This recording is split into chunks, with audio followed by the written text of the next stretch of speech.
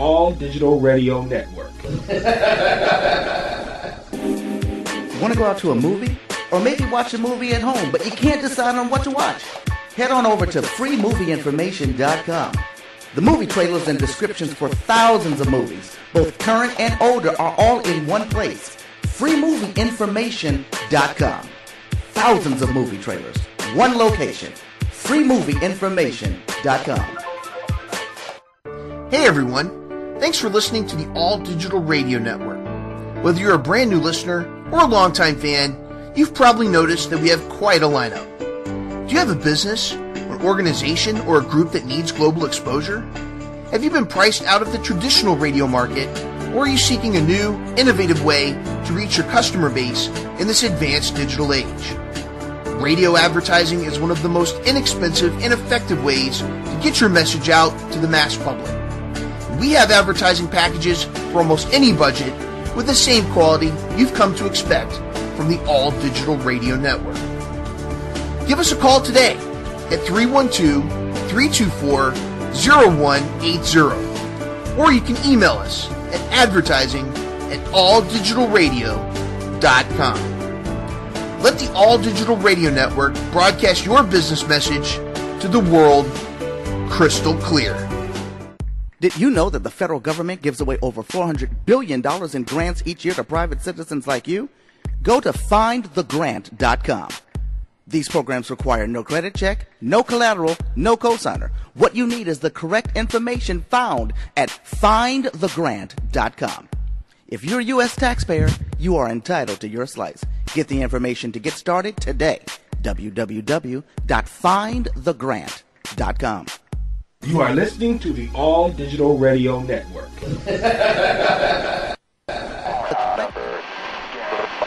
The virus has completely devastated over 150 of the world's major regions and is spreading rapidly.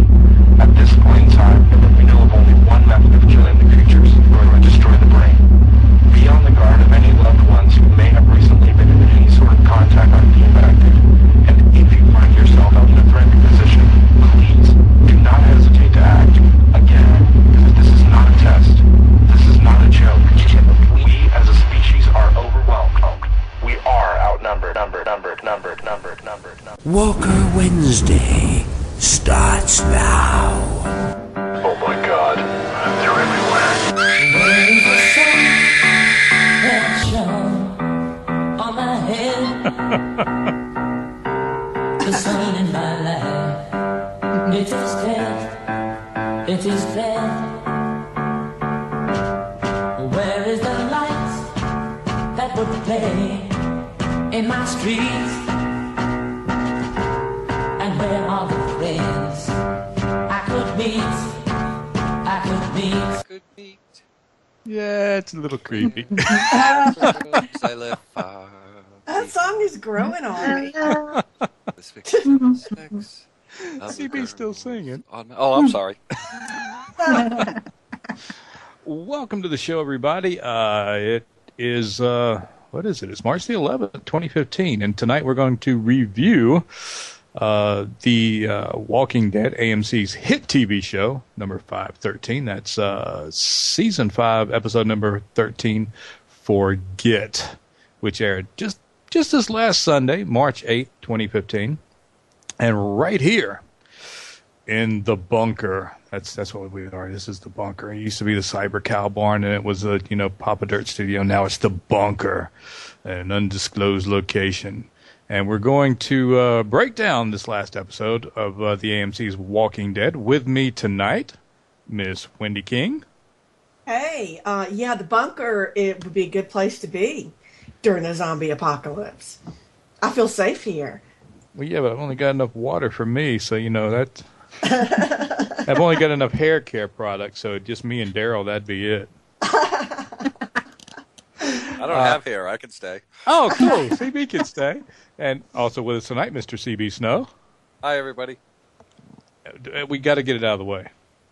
Okay, let's get it out of the way. Hi, LJ. There you go. I don't like saving it to the end because sometimes we run out of time. And with us, watching you, she's our lookout. She's like Sasha. Yeah. She's up in the tower in the walkie-talkie box, Miss Beatrice Rodriguez Prada. Hello, Not a everyone. rifle. And she'll be, we get a couple of good questions out of the walkie-talkie box every so often, and every once in a while we miss them. So Beatrice is going to be looking at the box, and she's going to be breaking in. And don't even bother typing because I can't read that little Skype print anyway. So just let us know when we got a question. And what are we going to talk about? Oh, my favorite part of the whole show, the opening scene. Sasha kind of took this one all on her own. It's always good. Yeah. But you know what was really disturbing about this entire opening scene? So we see Sasha come down, and she's talking to Lydia.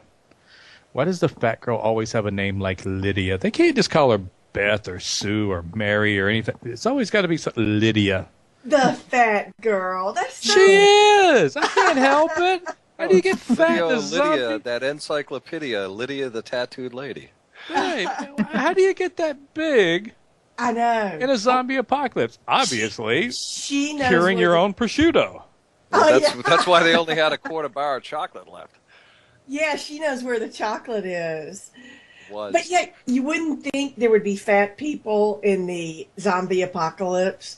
I mean, shouldn't we be like rationing food and stuff? I mean, I don't know. I guess not at Alexandria. If you see a boar out there, and get it before you talk to Mrs. Needlemeyer. And we'll get to Mrs. Needlemeyer later. But Sasha's going through some PTSD. I mean, there's no other way to candy coat it. She's out there taking pot shots, and we picked on it last week. And one thing I really want to talk about right now before we go any further, how these previews that we get the week before are so not anywhere from being even remotely true. Deanna did not send Sasha on any mission whatsoever. She just went out to go shooting some picture frames up. Mm-hmm. No, she went to shoot up some families that were together. That's what she went to shoot up. Yeah, she got those picture frames who were supposed to be the families who previously lived in those homes before the apocalypse. And interesting fact, if you watch The Talking Dead, those are actually crew easy for me to say. Those are actually crew members who volunteered to have their pictures taken and then shot up by Sasha. Oh, wow. I didn't know that. Okay. And yeah, that's pretty much an underlying theme. It's like a subplot. You know, what the heck is going on with Sasha, and is she going to come back from it? You know, she hears walkers, and then she just sits down and says, "Come and get me." So it's a death wish. Well, I mean, Well, she's going to take out everything and everybody before killing herself. you think she's that type? Well, I mean that is, you know, a potential from where they were after the opening on last Sunday night. Yeah, that she was going over the edge. Now, whether or not she can be brought back from the edge, who knows at this point. I mean, she doesn't believe anything in Alexandria is real, and that's something we'll get to toward the end. But yeah, you got a good point there. I didn't even think of that. You know, is she going to take out all those happy, nice people that she don't believe should be, you know, worrying about what her favorite meal is, or you know, and whether or not they can get napkin rings for their Thanksgiving dinner or whatnot? And she just got turned upside down by the craziness in Alexandria. But she tells the walkers to come and get her, and well, she's hearing things. Do you notice when she's taking shots? She'll take a shot. I thought she was, you know, maybe hearing that other group that we keep expecting to show up. Oh, yeah. And the more, No, I think she was just listening for walkers because she was making noise. well, it sounds like she was responding to something she heard, and then you could hear the walkers in her head, louder and louder, and she just sits there and says, "Come and get me." Mm. But that's maybe there's some kind of psychological thing going on. Maybe this other group that's, you know, the barbarians at the gate, so to speak, maybe that's them. Well, if that's them, they're not making enough noise because the people who originally lived in Alexandria have no idea that anybody or anything is out there that might harm them. That's true.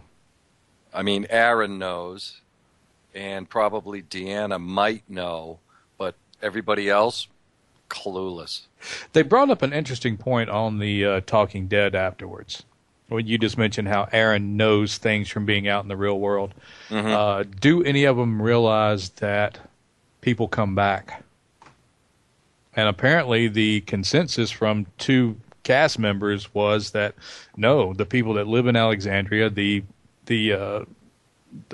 what was that thing with Pleasantville? The Pleasantvillers have no idea that when someone dies naturally, they come back as a walker. And that could be kind of interesting because they said it almost like they were teasing the upcoming episode. Well, the thing is, I find that hard to believe because they have old people that live in that particular community, and if they've been there for about 2 years, you would have think one of the old folks would have croaked by now. 2 years, though. You never know. Because they almost brought that up as if they were planting a seed, planting a plot twist. And maybe that's what happens next week. We see walkers inside the gate. Oh. But then we're still outside the gates. At this time we see, Carol, Daryl, and Rick, and they're planning to get some backup guns. And this seems to be the underlying mission for our team throughout the course of this episode. Yeah, so they're like having their secret meeting, and I was thinking about that. I would think any time I was talking or having a conversation that I would think you're being listened in on. I would think there would be microphones everywhere. Well, they have that listening device that Aaron used 2 shows ago. Yeah. To listen to them that they found in the car. Right. So if they have 1, they might have 2. And they're also slowly losing faith in the Pleasantvillers' ability to do anything. And that could be they're being lulled into a false sense of security. Mm-hmm. But Carol shows her smarts. She sits there and, lets a clip loose right into one of the walkers because they're supposed to be out target practicing, teaching her how to shoot. They don't want to come back, with, not firing 1 round. And it turns out the one she, puts the full clip into has a W carved in its forehead. Yes, there's that W again. Creepy. And the other thing I thought about that scene, I would have been more concerned about that carved W in the forehead than they seem to be.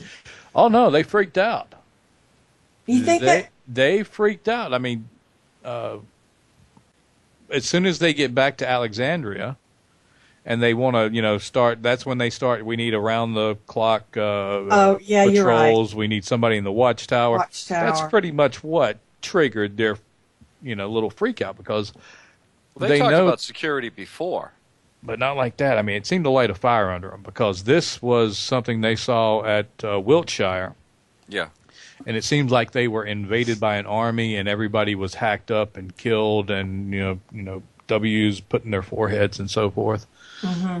But before we even get to them, jumping on that, we get to see Michonne in her new uniform.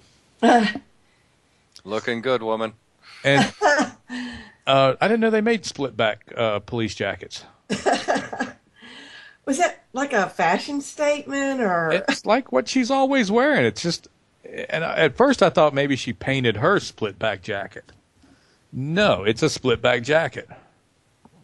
Now, she might have split it and then, weaved it with leather like that. But it seemed a little odd. Yeah, I'm assuming she did that. I don't think they came like that. That would be a very handy-dandy coincidence. The last police jacket in the entire world just happens to be your style. But then you got Rick and Michonne, and they're talking strategy about, how are we put in this position of authority? What are they up to? They're still sneaking around doing this, that, and the other. And it's a good question. I mean, do you think What do you two think right now? Do you think Deanna is just stupid, or do you think she's smart and she's playing them? I think she's smart, but she's playing a very, how she alluded to being a poker player. She's playing a very weak hand, and she knows it. She knows that the group that they have, and we haven't met that many people, but even when you get to the party, none of them look particularly rough and tough. That they could handle themselves out there, and so I can't see. She wants to integrate the fighters into their group as best that she can, without making them a separate security force. Well, never underestimate a boy named Tobin. So we did meet Tobin and some other dude who was nameless. I'm sure if I went on the internet and tried to look it up, he's got a name somewhere, but not in this episode.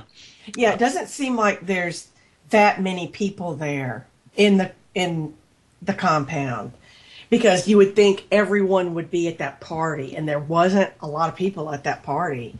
Well, apparently you can go to the AMC website and take an interactive tour of all of Alexandria. See how many houses there are, where so many people live, and this, that, and the other. Probably only the characters we've seen so far, but you should be able to see how many empty houses there are, and see exactly how big Alexandria is if you're really, that curious of how many more people could be hiding around in there. Well, they did chop down the size of it, because you can tell with the pieces of the wall that they've shown, there was one intersection where they just cut off the intersection. So the actual town itself is larger than the compound than they're actually living in, as far as I can tell. Town or subdivision or whatever kind of little thing it is. Mm-hmm. Some subdivisions are only, 5 or 6 houses, and other ones, can go on for, 100, 200, 300 houses. Sure. Spare parts, better than a hardware store. 20 empty houses right beyond your wall. Well, that, and who knows what's in the houses. I'm sure they've gathered the canned food and everything else that they can. And apparently every chocolate bar within 500 yards. Mm-hmm. But then we see, this was really my favorite part of the whole show. Daryl and Aaron in the woods. Yep. And not in a homoerotic kind of way. But Aaron's trying to sneak up on Daryl. He's following Daryl. I mean, he even admits it in The Talking Dead later, the whole hunting rabbits thing, that was just, obvious BS. But there were some funny parts to it. I mean, like when Aaron was like, you can actually tell the difference between a walker and a human. And he said walker. He did. Yeah, he did say walker. I noticed that. He said walker. We're turning him. Uh-huh. And, it was this big excuse. I'm hunting wabbits. And I love how The Talking Dead took off on that later on. Mm-hmm. Apparently hunting wabbits now in the woods is something entirely different in that lifestyle. Yeah, that was the gentleman from the comic book show. We're hunting rabbits. Okay. Apparently he wrote and directed Jersey Girl, and I loved it when he said, keep messing with me, I'll make a Jersey Girl too. That'll teach you. But yeah, he was pretty funny. What is his name? Dave something or another. Yeah, it's good enough. That's close enough for me. But he could, it's Daryl. He can tell humans from walkers. I can tell a human from a walker. I mean, walkers just crash around. It's not like they're real subtle. Yeah. Because they always get snuck up on by these walkers. Apparently, you could be Aaron's new partner too then. I guess. I'll go out with Aaron and I'll hunt some rabbits.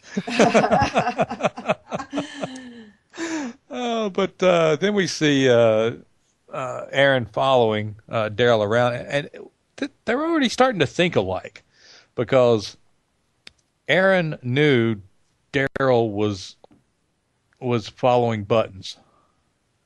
And then when they found Buttons, he explained to him that his name was Buttons. And who was it in pre-show that just... Yeah, that was me. Daryl looks over at him like, you got to be kidding. The horse is named Buttons. You named my horse Buttons? I was going to name it Ass Kicker. Big old ass kicker. And then Aaron quickly clarifies, some kids saw him. He went past the Gates, and the kids named him. He looked like a Buttons. Yeah. And apparently that It wasn't me. I didn't do it. Apparently that was homage to a horse character in the comic books. Beatrice, you had some information, didn't you? Yeah. This was. I'm gonna put her on the spot because she told me all about this. Like I was gonna say it, and then I'm not. I'm gonna make her do it. Okay. No, Buttons was originally in the comics abandoned on the farm after the release of the Barn Walkers, and following the group's return from prison, Glenn and Maggie took Buttons and another horse to use them for transportation. And then when they arrived to Alexandria, Aaron and Eric began using the same horses for transportation too, for their ventures to search for isolated survivors. And now in the comics, they're supposedly still alive. So Buttons is still alive in the comics. So Buttons made it all the way from the Green Farm to the prison, made it through 2 wars with the governor, and all the way to Alexandria, and the TV Buttons couldn't even keep running. Oh. Yeah. And the Green Farm, the whole farm, that was season 2, right? That was Herschel's farm. Herschel's farm. Okay, so he came all the way from there. Yep. Oh, why did Buttons have to die? Yeah. Yeah. Apparently, it's the same horse trainer that trained the horse that got eaten in episode 1. Oh, okay. You better train those horses better. Well, they're doing what they're supposed to do, you know. In the event of an actual zombie apocalypse, they're going to be horse meat. But, you know, at least they're putting on a good show. And he actually dresses as a zombie, because I saw that on the Talking Dead. Yes, he's one of the walkers that takes down Buttons, is Buttons' trainer. Mm-hmm. Sorry, we have a question from Angeline. She wants to know why Aaron is trying to be buddy-buddy to Daryl. Why is he's very friendly with him in the woods? Well, I don't think it's anything romantic, if that's what we're insinuating. If you go by exactly what's happening in the show and what you can see in the show, Aaron wants Daryl to be his new partner when he leaves Alexandria. He wants to be his new recruiting partner. Yeah, he's got a project for Daryl, a mission for Daryl. Yeah, and he doesn't want Eric to do it anymore because Eric, broke his ankle last time, and Eric's his sweetheart. He doesn't want his sweetheart going out there and getting killed. Aaron thinks he can take care of himself. He knows Daryl can take care of himself. He's got a better chance of making it back alive and not having Eric wind up dead. But the most interesting part of this whole interaction between Daryl and Aaron is they were talking about the horse, but they were talking about the group as well. Mm-hmm. When he was going to go up to the horse the first time and try and tame it or try and, lasso it, he said, as long as they're out there, they become what they really are. Mm-hmm. Same applies. We're all animals. We will kill for food. We will kill for water. We will kill to survive. And that's what they're out there doing. As long as you're out there, that's what you really are. And, you take a tame, domesticated dog or a horse, and they will go wild again. Mm-hmm. And they're talking about this, during their whole little interaction. And we see our first Walker fight. The horse runs away, and they keep following Buttons. And then Aaron has his little talk to Daryl about, we're outsiders too. They're wonderful people, but they don't understand. Mm-hmm. And so he's trying to he's trying to relate to him. He's trying to bring him down to his level, and that tends to work a lot. Yeah. With Daryl. We're outsiders too. They're afraid of us. They're more afraid of you because you can kill them. But yeah, he's pretty handy with a crossbow. But he's using explaining about their homosexuality, and they're still looked at as outsiders even in the community. So he's trying to, really his ultimate goal is to bring him in and use him as a recruiter. And then we have a second Walker fight, and maybe I'm thinking, why, is Aaron getting all this, fight time all of a sudden? Show that he can handle it. He got some Survivor cred. Yeah. Yeah, I think the actor that played him was even talking on the. I wrote it down and I forgot where I wrote it. There's not too many people in Alexandria that I have the impression that have been outside those walls since the walls went up. This is true. Aaron's one of them. Eric's one of them. I don't think Deanna's been out there. She might have peeked over the top, but that's about it. And her son, Aiden, is her son? Yeah. Aiden and whoever the other dumbass was who was with him. Was it Nicholas? No, Nicholas wasn't her son. No, Aiden was her son. We met Aiden in the first episode, and I believe, was it Galvin? Well, whoever the other guy was. I mean, he was out there. It'll be down below in my show notes when we get to it. Yeah. But yeah, he was the older brother, it looked like.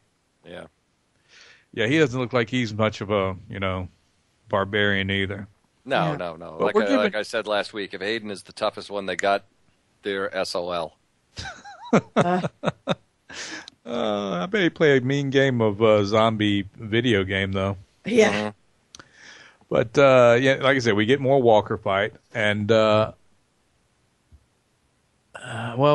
kind of stumbles. And then, of course, Daryl's got to come and, save him. And it seems like every week we get our close call. Mm-hmm. And it's always grabbing at the ankle. Maybe that's the go-to. Hand. That's the go-to move right now. Going for the ankle. Yeah. That's everybody's worst nightmare. This hand reaches out and grabs your ankle. It was the out of the carpet last week towards Rick. Well, did anybody else notice this? Because I had to actually rewind it twice because it just kept bugging me. Aaron got back up and he took the last one out with his rifle, right? Mm-hmm. Did you notice it splattered all over the lens? The camera. It did. I saw that. Well, I'm sure that was done on purpose.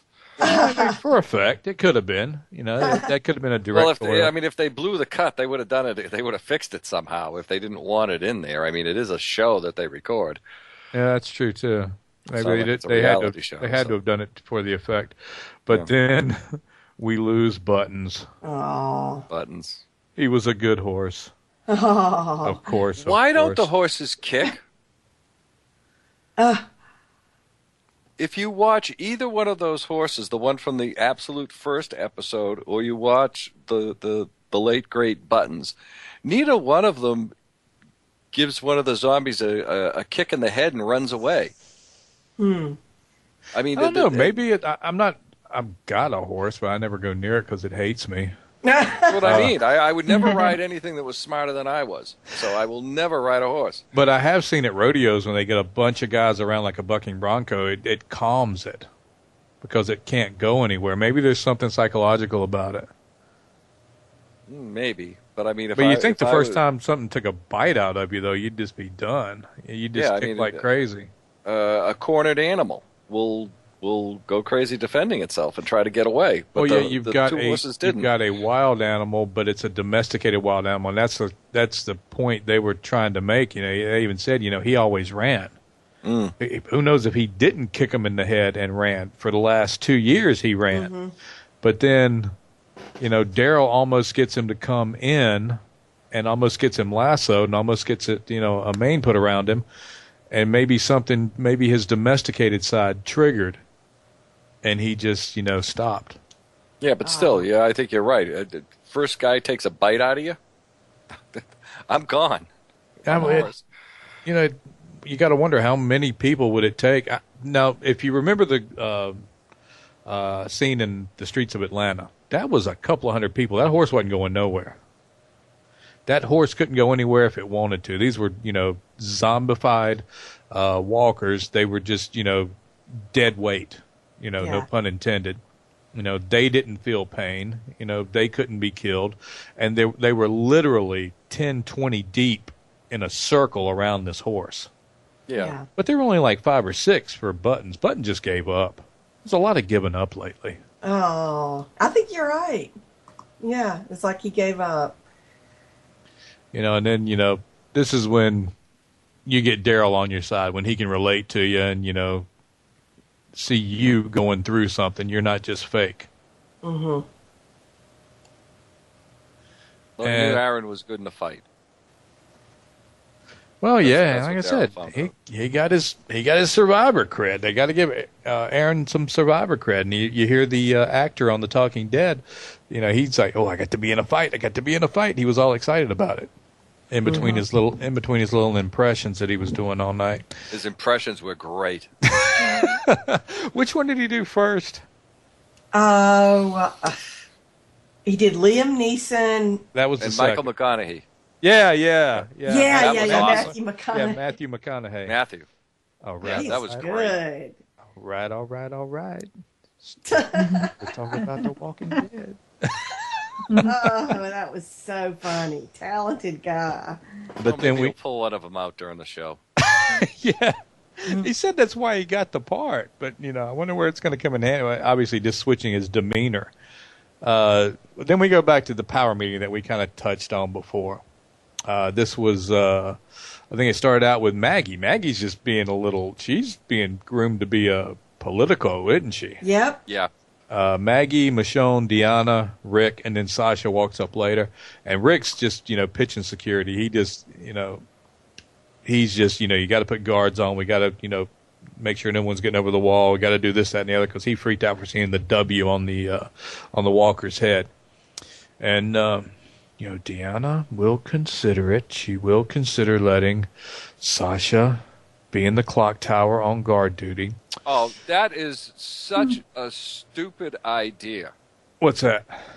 Sasha in a watchtower with a high-powered rifle. Does anybody else think Charles Whitman at that point? Oh my gosh! I'm thinking, oh, good. She's gonna go up there and she's gonna go off, and that's gonna be the end of it. Oh, that actually did not cross my mind, and I'm surprised it didn't.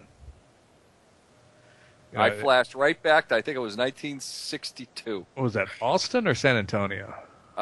It was University of Texas. That's right. That's the clock right. tower. Oh, that's a scary thought.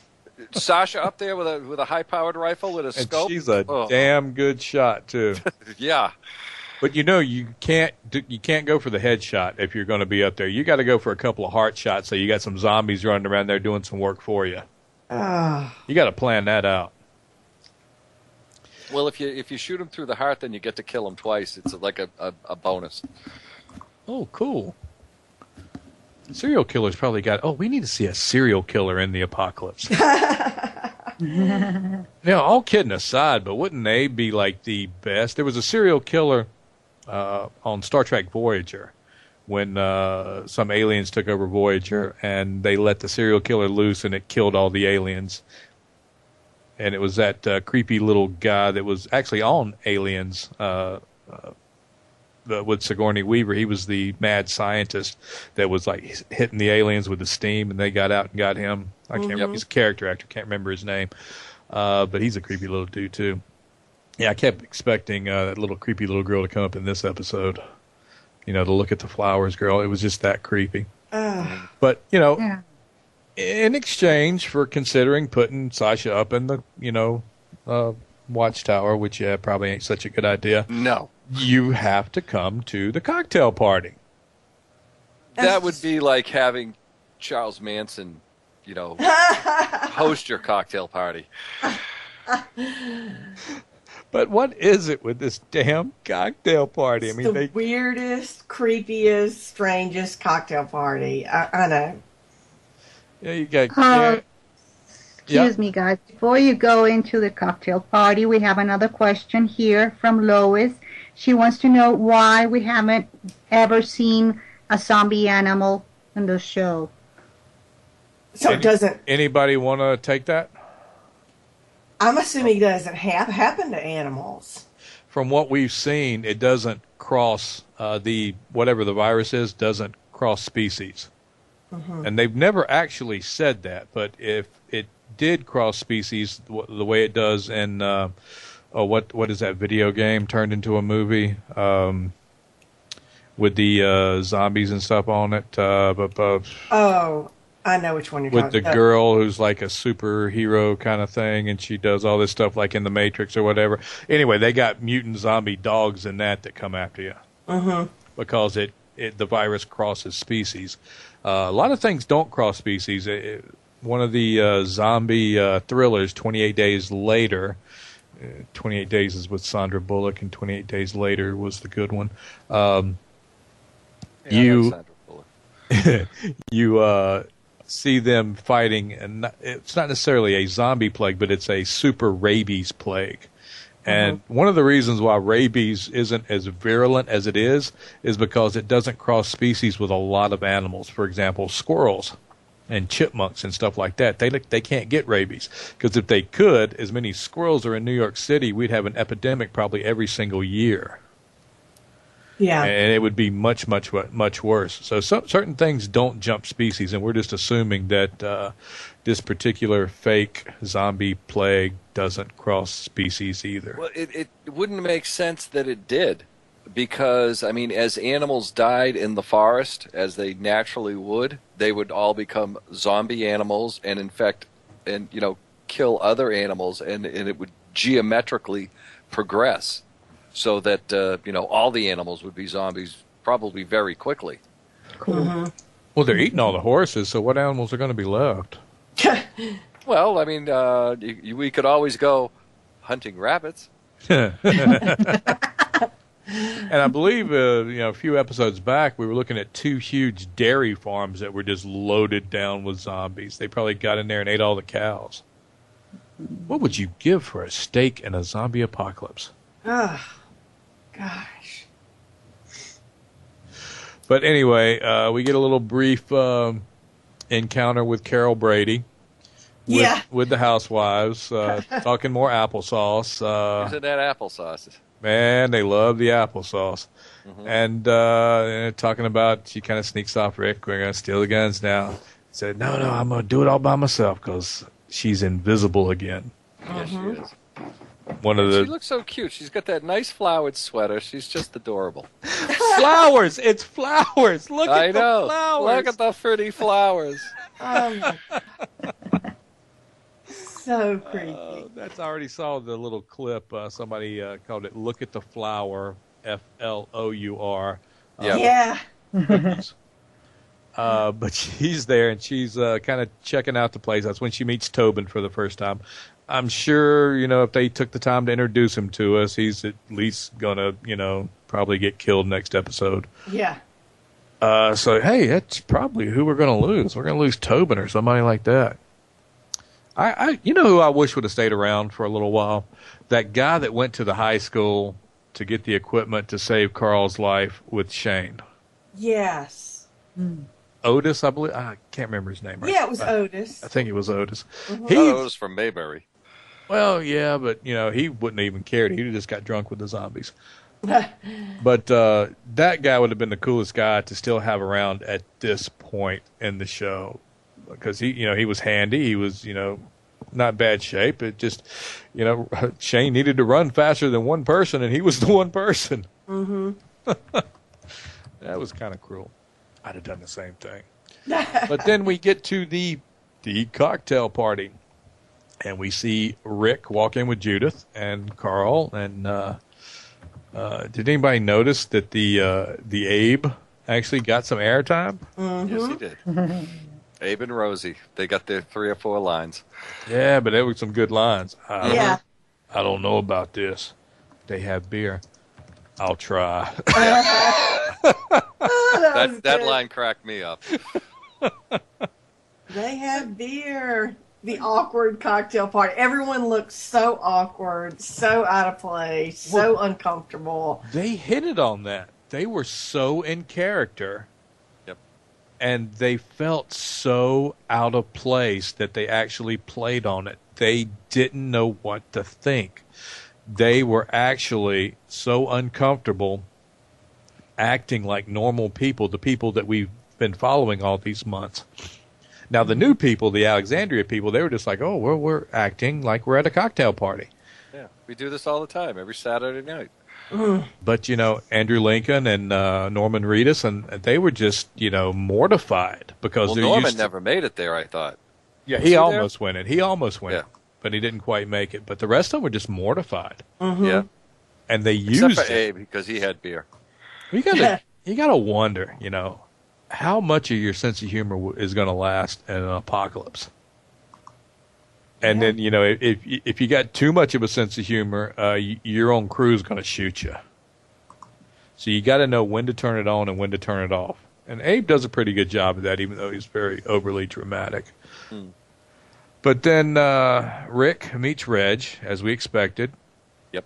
And we got a little more backstory on Alexandria, we see some mutual admiration between them. Real touching.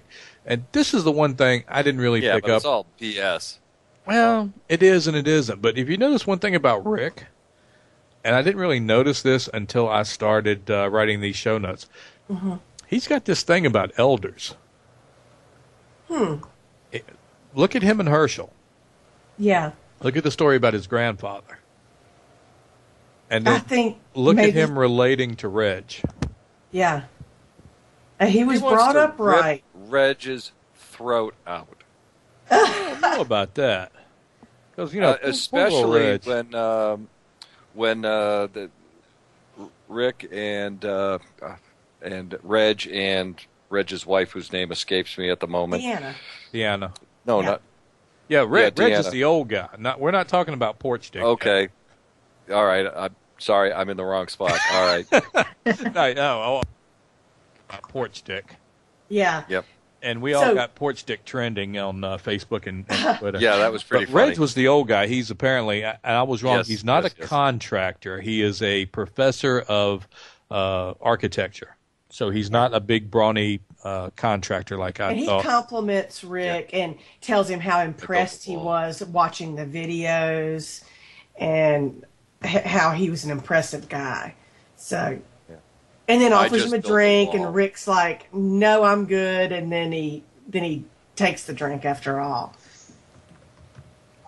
It's scotch. You got to take it. Or at least it's whiskey. It's some kind of whiskey. Yeah. It was brown. Better than beer. Well, apparently it was water with caramel flavoring I saw that. Yeah. as opposed to ginger ale. So apparently if you were drinking beer, you're actually getting a ginger ale. If you were one of the actors. But then we get the Porch Dick family. Yep. I love it in the notes. Enter the Porch Dick family.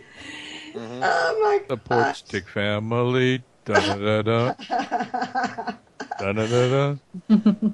And we officially meet Peter Porch Dick Anderson, who is Jesse's wife, or excuse me, Jesse's husband.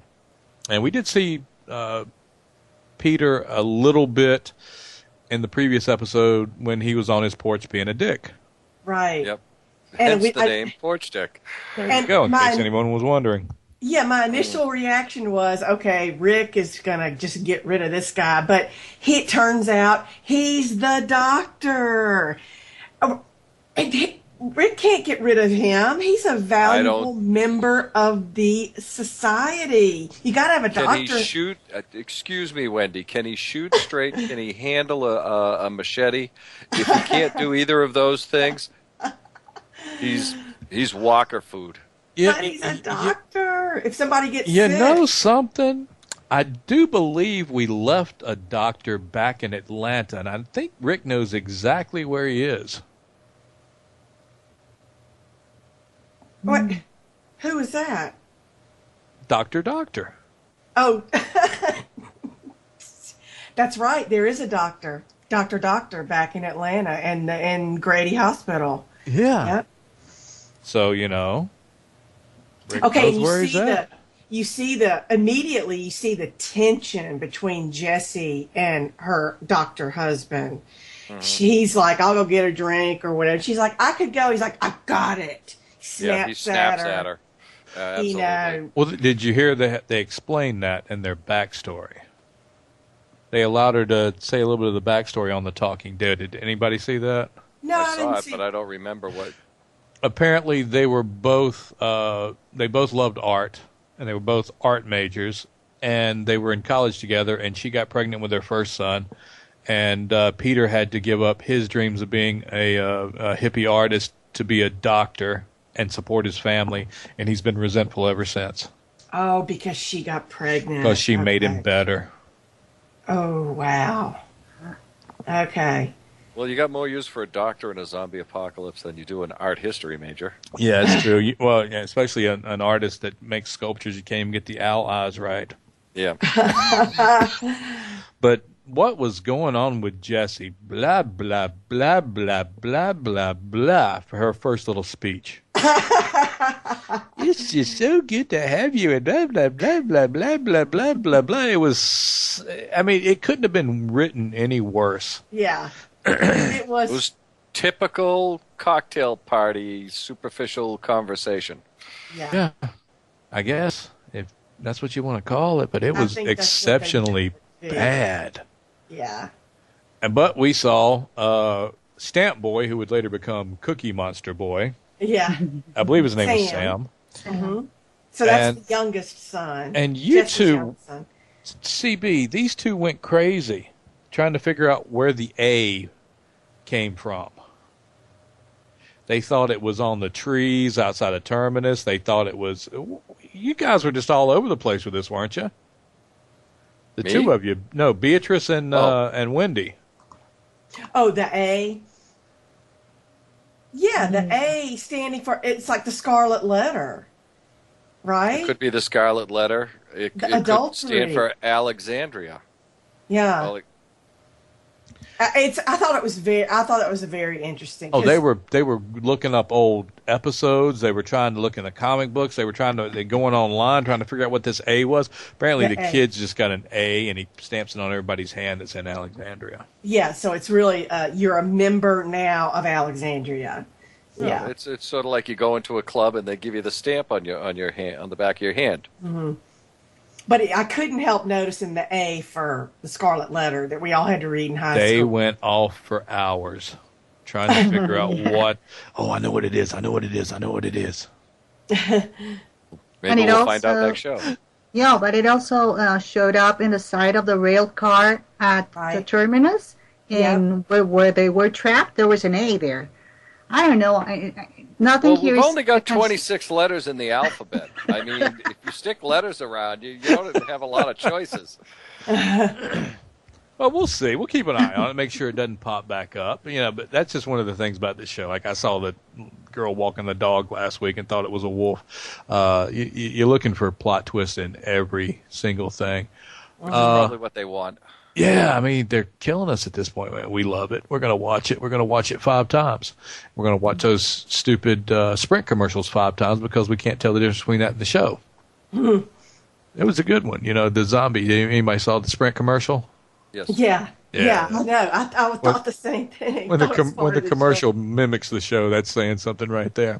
Mm-hmm. But then later we see Jessie holding Judith, and we get the kiss that apparently rocked the internet. See, I can be the mother of your child. Yep. Didn't she look good holding that little baby? Absolutely, and she knew it. Oh, yeah. Well, apparently, according to the actress who plays Jessie, her entire motivation was she was totally oblivious to Rick until that point. That's what her character was supposed to be. That's what was written. She was supposed to be totally 100% oblivious, even through the haircut, even through everything else. Yeah. Up until that little kiss on the cheek, and then you've got the turned head and the raised eyebrow and the. She liked it. And the clean shaven, what do they call it? Tractor beam stare. Mm-hmm. Yep. So we got one little kiss on the cheek, and everybody goes nuts. What are you it's a going to do? good thing that Peter didn't see that. It was an innocent kiss on the cheek. What are you going to do? There is no innocence in the zombie apocalypse. Sure. And we don't know if he didn't see it or not, because I saw the other preview for next week, and it seems like Rick and Peter Porch Dick Eater are really into it next week. But then we get a little more interaction with the rest of them. Noah, Glenn, Maggie, I love you, man. No, I love you, man. No, I love you. You're part of our family. Right before we see... Even though, Noah, every time you go out with people, they get killed. Oh, my gosh. Oh, yeah, he's got to break that curse sooner or later. And then we see Sasha try and just, barely knock on the door, and she's going to walk away. God, she doesn't have a rifle with her. Yeah, really. And Spencer, his name is Spencer. Yeah. Spencer and Aiden, good Lord, what did they do to those kids? And Spencer's going to, bore to death about Mrs. Needlemeyer's pasta maker. Yeah. If you're out there and you're not doing anything. Yeah. You know what? I was going to do this before the show, but anyone out there that wants to do it for me, if you go to Craigslist in Alexandria, Virginia, and put a pasta maker for sale, and say you're Mrs. Needlemeyer, and then take a screenshot of it and send it to me, I will put it on our Walker Wednesday wall. Oh, that's so funny. Oh, that's good. We'll share it all around. But yeah, then we switch over to Daryl. He almost shows up to the party, and he gets rustled in by Aaron and Eric.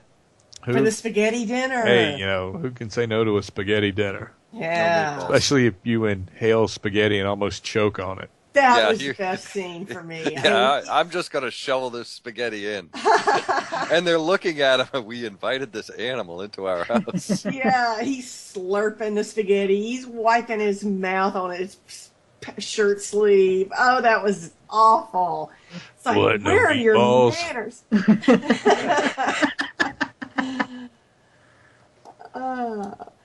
And you just know those two are neat freaks. Yeah. And they're looking at poor Daryl with horror. Well, they're kind of grinning, especially when they have to bring up Mrs. Needlemeyer's pasta maker at this point because he's eating pasta. Yeah. And Daryl, that's going to be at the top of Daryl's list. Find the pasta. He probably doesn't know what a pasta maker looks like. Somebody's going to go out and find. Maybe that's what brings Sasha around. Maybe she's getting ready to kill herself and kill everybody else, and she sees a pasta maker sitting in Macy's window, and she goes and gets it and brings it to Mrs. Needlemeyer, and they have a good cry in the woods. Cry in the woods seems to help all kinds of things in this show. Yeah. But where are we at? We're eating spaghetti. So they're going down to the garage, and then he sees all the motorcycle parts. What the hell is up with Aaron? Is he like some kind of secret agent? You mentioned something. I had a bike. And then 30 minutes later, hey, look, I got parts for 20,000 bikes. Wow. If he would have said, I like circus ponies. There'd have been 5 circus ponies in that garage. Well, there was buttons. Yeah, let's not talk about Buttons. Buttons was a good horse, of course. So Daryl's having a good night. He got a good plate of spaghetti. Then he sees all these bike parts. This is a great night for him. Yeah, he kind of tentatively accepts the offer to be the other recruiter, and then he kind of goes, thanks. We'll get you some rabbits. I don't know if you want to go hunting rabbits in the woods now that we know what it means. But, that's... Who didn't think Daryl was going to come around eventually? Because he's a hard ass, but he eventually, I didn't think he would. I figured he'd just leave. We've seen him, go hard and then melt, and go hard and then melt. We've seen it. Even when he was being a badass to Carol, trying to get her to crack, he was doing it for her own good. In that one episode, right before she was, flattened by the only car going down the road, and she didn't look both ways. And then we see a little bit more, I call him the Dramatron. Dramatron 5000 Abe interaction with Michonne. He does all this stuff with the cocktail swords, and we're going to do this, and blah, blah, blah. You got to hang your sword up, and blah, blah, blah, blah, blah, blah, blah, blah. And then she, are you drunk? Yes, I am. I am a very large man, and I have made up for that fact by having I like that. I like that line. That was another good line that they wrote for him. Gosh, man. He does it. I mean, just to write for him, you can just write any stupid thing you want to do, and he'll say it. Yep. And it sounds good, too. But then we got Carol down there. Greatest scene ever on television. CB, take it away. Take it. This is well, all no. yours. I don't have to take it away, but it was just awesome. She's there. First of all, she's probably one of the sneakiest people in the whole place, and she goes in the window that she'd left open earlier, and goes in and grabs the piece of chocolate and starts pulling the guns, and this little kid sneaks up on her. Zombies can't sneak up on her. Violent other human beings can't sneak up on her, but this 8-year-old kid, he can get the drop on her. What you doing? Why do you have the guns? And she launches into that speech, that awesome speech of, well, you could wake up tied to a tree. And she's just very nicely describes exactly what's going to happen to the young lad. And no he's one sort of will looking at her, come. big bug eyes, and then finally finishes off with, or you could have cookies. Lots and lots of cookies. I know what I choose. That was the scariest part. I know And what that's I when think she you stole should my do. heart. Wow. What a great scene. It was awesome. I can't do it justice. It was just beautiful.